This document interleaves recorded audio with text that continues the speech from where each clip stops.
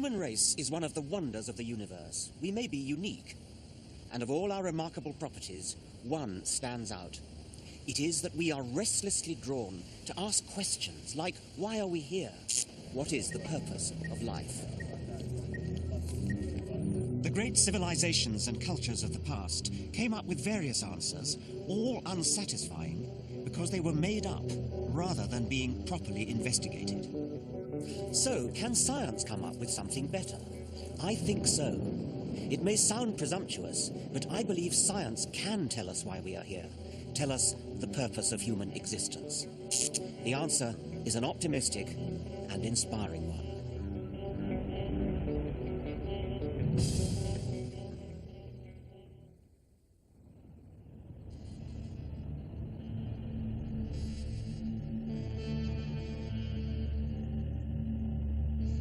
For most of the 500,000 years of human existence, we have been unable to answer the question of why we are here.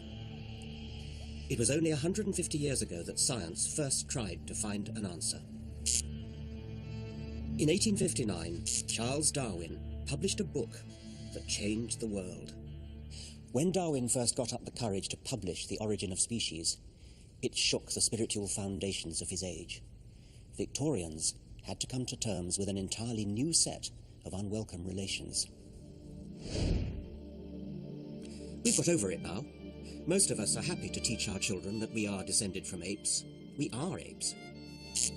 But I believe Darwin has another message for us, one that could be frightening if we let ourselves be intimidated, but it's exciting and uplifting if we have the courage to face it.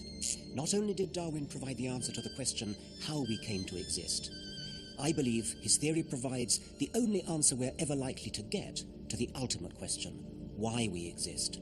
What is the purpose of life? There are some 10 million species on Earth. The displays here at the Natural History Museum in Oxford represent only a tiny fraction of them.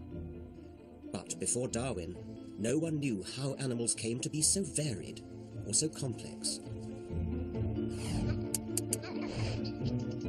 Every last detail of every creature's body and behavior seems exquisitely tailored to its environment. The platypus's webbed feet are built for efficient paddling, and its duck bill is a radar, electrically sensing its prey in the mud. As for the cheetah, its sleek and nimble body is a formidable machine for catching prey. For centuries, people tried to understand why animals were so perfectly equipped for their tasks. They assumed that there was only one explanation. The natural world was designed, and the designer was God. The Reverend William Paley, writing half a century before Darwin, put the case with his famous watchmaker argument. Imagine, Paley said, taking a walk on a heath. If you came across a rock, you wouldn't be surprised. The rock might have lain there forever. It doesn't need explaining. But a watch on the heath would demand an explanation. Its existence and complexity would require a big explanation. The intricate precision of the cogs, the accuracy with which it keeps time, these are evidence that the watch must have had a designer, a watchmaker. Surely, Paley went on, no less is required to explain the even greater complexities of nature. There must be a divine watchmaker. If I had read Paley in 1802, I would have agreed with him. But now things are very different. Charles Darwin has given us a much neater, more self-sufficient, and therefore more satisfying explanation. Darwin argued that there was no designer, and at first sight this seems like a ridiculous idea. Like Paley's watch, plants and animals appear to be staggeringly improbable combinations of their component parts, all working towards one end. Take the nuts, bolts, cogs and springs of a watch and recombine them at random as many times as you like. Only one arrangement tells the time. As the astronomer Fred Hoyle put it, the possibility that the parts of a living organism would spontaneously come together by sheer luck is about as likely as a hurricane blowing through a scrapyard spontaneously assembling a Boeing 747. So how does nature do it? Even a fly is arguably more complex than a 747. If there is no designer, how did the complexity and variety of life come about? There's a clue to how the process works in many people's back gardens. There aren't many times when the pigeon has played a starring role in science, but it was this commonplace bird that started Darwin on his journey of discovery. Darwin noticed that pigeon fanciers were able to breed new varieties. By carefully selecting mates, they had turned the ordinary pigeon into dozens of weird-looking birds with weird-sounding names. There were fantails, Jacobins, short-faced tumblers, and a score of other varieties. Darwin knew these all originated from one bird, the rock dove. And the pigeon breeder, Pat Pratt, can demonstrate that Darwin was right. If our fancy pigeons are allowed to breed as they like without any intervention at all from us, then in no time at all they will revert to this wild type. Usually the first or second crosses from our fancy pigeons will show some return to the drab blue colouring of the rock dove. The effort to create different types is called artificial selection. But perhaps, Darwin reasoned, a similar process could occur in the wild. But how could selection work in nature without a divine pigeon breeder to do the work? The work of natural selection is classically illustrated by the finches Darwin found on the Galapagos Islands. There are some 13 species, all with different beaks. Yet these varieties all evolved from one ancestral species, which arrived from the mainland with one type of beak. One now behaves like a woodpecker, using a cactus spine to hunt for grubs. Another now feeds on ticks living on giant tortoises, while a third, the vampire finch, feeds on the blood of seabirds. These are all activities requiring different types of beak. Natural selection is about survival. The beaks changed because the changes helped the finches to survive, and there wasn't a designer in sight. When Darwin first explained evolution by natural selection, many people either wouldn't or couldn't grasp it. I myself flatly refused to believe it when I first heard it as a child. For Darwin's theory to succeed, it had to explain both the wonderful variety of nature and its astonishing complexity. It does both with the utmost elegance. My colleague George McGavin has devised an experiment to show how natural selection works in practice. It explains how insects acquire their camouflage.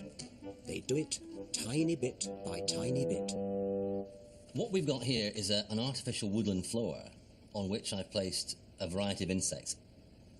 Some of the insects are very easy to see. Some of the insects are not so easy to see, and a few of them are extremely hard to see. Okay, what I want you to do is to pretend you're in a woodland, okay? And it's sort of darkish, okay? And you're hungry birds, okay? And you're hunting for insects to eat. So if you see anything which you might want to eat, you can say, I can see an insect. Right. Who can see an insect? Right, how many can you see? 3. 3. 2? I can't see any. The children play the role of predators. They show that even a little camouflage gives an insect some advantage, so long as its predators don't get too close. I think I saw something. No. How about that one there? I saw that one. What's that? I saw that. A caterpillar. A caterpillar. No one spotted that one. No one spotted that one. No, that's the last I one did. you I spotted. spotted that one, but I just forgot. If you're obvious, your chances of being eaten are very high. And therefore, over time, small changes which make you not so obvious will be selected and will be passed on. And so at the end of thousands of years of evolution, the end result will be, or ought to be, an insect which is extremely well hidden in its background. The success of those hidden insects shows how natural selection rewards even tiny changes. The process of natural selection explains how simple structures over millions of years eventually evolved into complex, astonishing creatures like the dinosaurs. Or us.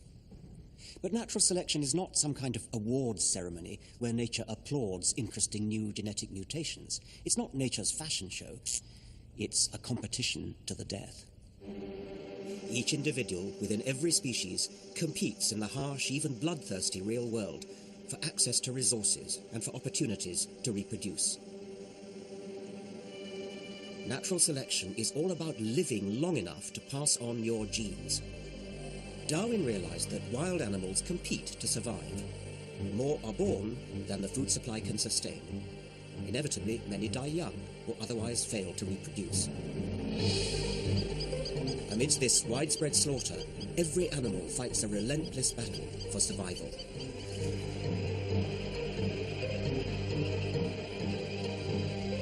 In the natural struggle for existence, some variants were better at surviving than others, and they passed their good qualities on to the future. Natural selection explains how we got to where we are now. But does it also suggest to you a dark and troubling answer to the question why we are here? Natural selection suggests that we, like all other animals, are survival machines. We are here only to compete long enough to pass on our genes. This seems to be the purpose of our lives, the reason we are here. But can this really be the only purpose of human existence? I don't think so. Darwin's remarkable theory offers a second meaning of the word purpose. It's an inspiring one, which accords more fully with our own view of our better selves. It stems from the curious observation that we humans appear to be breaking Darwin's rules.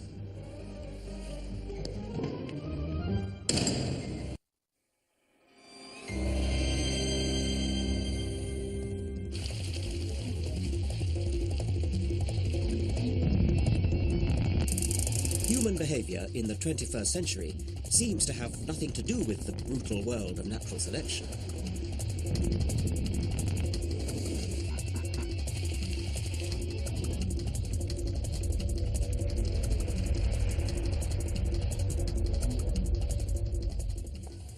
Evolution may explain how humans came into the world, but it doesn't shed much light on the way we lead our lives today. Most of our energy goes into projects that seem nothing to do with the goals of survival or reproduction. We neither feel nor act as though we are driven by evolutionary compulsion. We seem to have freed ourselves from the need to spend all our time propagating our selfish genes. We have many other goals that take our time and energy. We explore the world around us, create objects for their aesthetic beauty, pursue hobbies for the sake of fun. And when we have sex, we defy our genes with contraception. If only they could think, our genes would be aghast at all this. I personally am delighted that our big brains gave us the freedom to defy our selfish genes. The unrefined world of natural selection is not the sort of world I want to live in. The beauty and purposeful elegance of living creatures like cheetahs and gazelles is bought at huge cost in the blood and suffering of countless ancestors on both sides. But if the ultimate purpose of our existence is the narrowly Darwinian one of propagating our genes, how can we defy them? Ironically enough, the things that freed us from our genes were also the result of natural selection. And it all began millions of years ago in Africa. At the time, humans were still prey. Surrounded by predators, we evolved survival tools.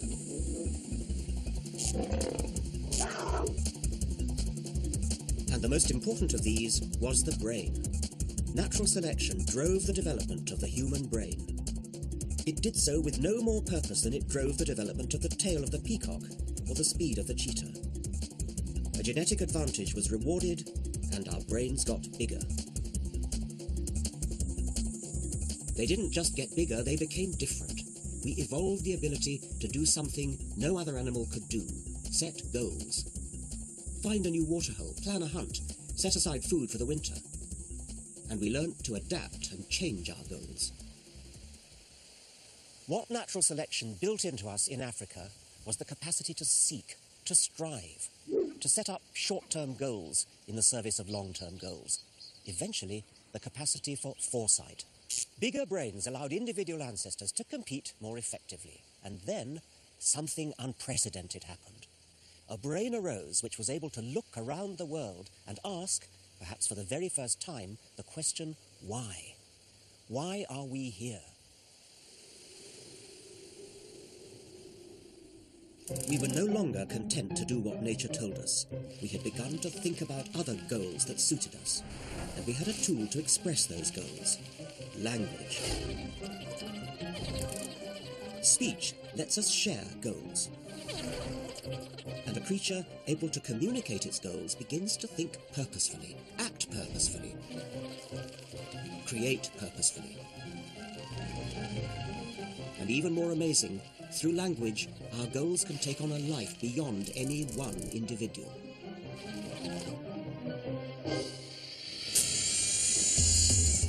One inventor can produce the wheel. Using language, generations of inventors sharing the goal of fast travel can produce the modern car. Technology is human goal-seeking writ large.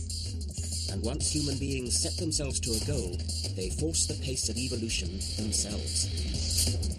This is an entirely new kind of evolution, non-genetic evolution, advancing at a speed that may be 1 million times faster than the genetic evolution which it resembles. We see its products everywhere, in the technology of the modern world. We have created a technological world that enables us to move far beyond the dictates of nature, and it allows us to do astonishing things. We alleviate hunger with new strains of crops, predict the weather with high-speed computers, and cure diseases with pharmaceuticals. Through technology, we have filled the world with purposeful creations. But technology does something else. It breeds an odd habit of thought. An animal who invents will look at the world in a different way from any other animal. We see the world through purpose-colored spectacles.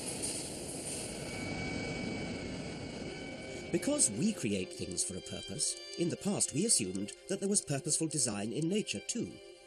There wasn't, as it happens. It took Darwin to realize this. He looked deep into the heart of nature and discovered a beautiful mechanism which blindly simulates the illusion of purpose. For the first time, an evolved creature had seen beneath nature's veil and worked out what nature was really up to. And it's this spirit of inquiry that drove Darwin that gives our life meaning and still drives us today. Powered by our technical capacity, our flexible behavior, and our rapid communication of new ideas, we have burst out beyond the confines of our atmosphere to explore new worlds.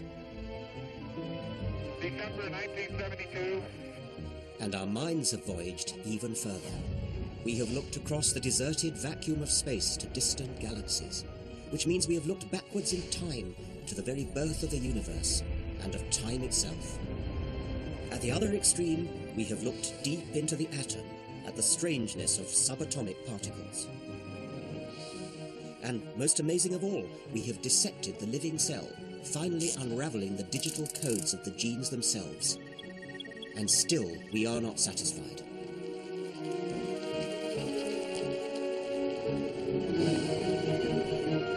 We reach out in our search for meaning, until we suddenly realize it is we who actually provide the purpose in a universe which otherwise would have none.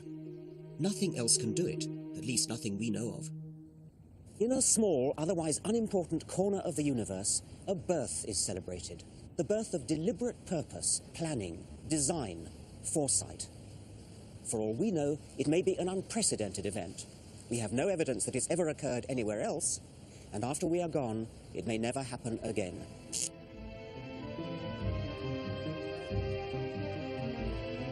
We can leave behind the ruthlessness, the waste, the callousness of natural selection. Our brains, our language, our technology make us capable of forward planning. We can set up new purposes of our own. And among these new goals can be the complete understanding of the universe in which we live. A new kind of purpose is abroad in the universe. It resides in us.